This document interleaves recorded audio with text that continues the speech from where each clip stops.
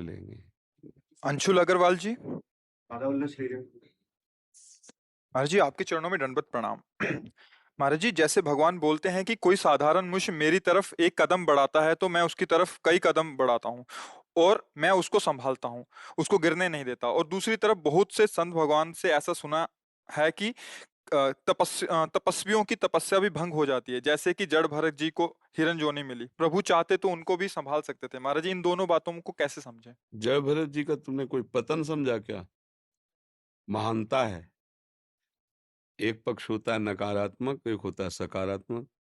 संतों की महिमा प्रकाशित होती है कि वो अपने कल्याण की बात को भी छोड़ करके दूसरे के कल्याण के लिए अपना जीवन समर्पित कर देते हैं। परहित लाग तजय जो देही, संतत संत प्रशंसते ही।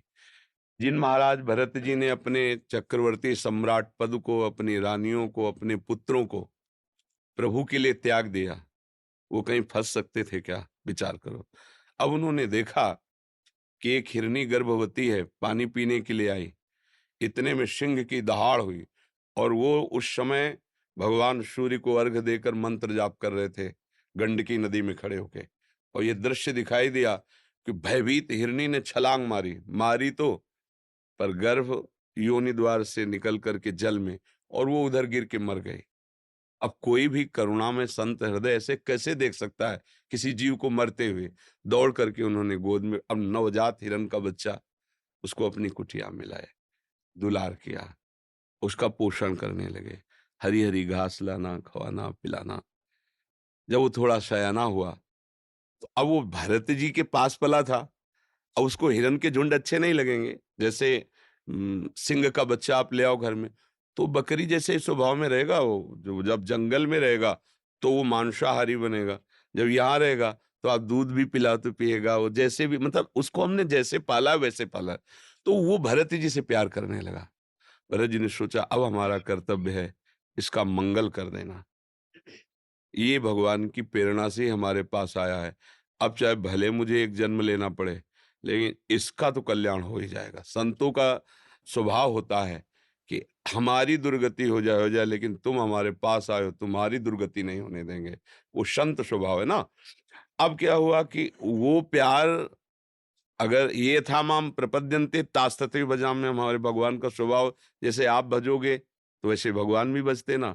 तो हिरन ने, अब वो बार बार उनके बगल में आना, सींग से और गोदी में बैठ जाना बच्चे की तरह। भरत जी ने भी उसको प्यार किया। अब अंतिम समय भरत जी का चिंतन हिरन पे पहुंचा कि अब मेरा तो शरीर छूट रहा है, इसका क्या होगा? अब उनका हिरन का शरीर मिला तो क्या हुआ? गंडकी नदी में खड़े होकर के वही मंत्र, वही भजन, और अगला जन्म ब्रह्मबोध संपन्न महापुरुष, जीवन मुक्त महापुरुष, कोई साधना नहीं करनी पड़ी। और उस जीवन मुक्त महापुरुष में भी वही हिरन रहुगण राजा बना और उसी को पालकी में बैठाल के उपदेश किए और उसको परब्रह्म की प्राप्ति कराई। आप 3 जन्म लिए, लेकिन उसको दूसरे जन्म में ही भगवत तत्व में स्थित कर दिया, भगवत प्राप्ति करा दी। दुर्गति कहाँ हुई बच्चा? अगर हिरन जन्म में वो हिरनी के संग में बच्चे पैदा करते हो, भूल जाते भगवान को, तो मानते कि चूक हो गई।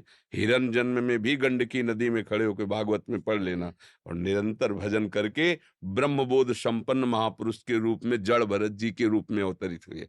जड़ भरत रूप में कोई साधना थोड़ी, वो तो सिद्ध पुरुष थे। तो पतन तब माना जाता है जब स्वसुख वांछा से विषयों में आसक्ति हो जाए।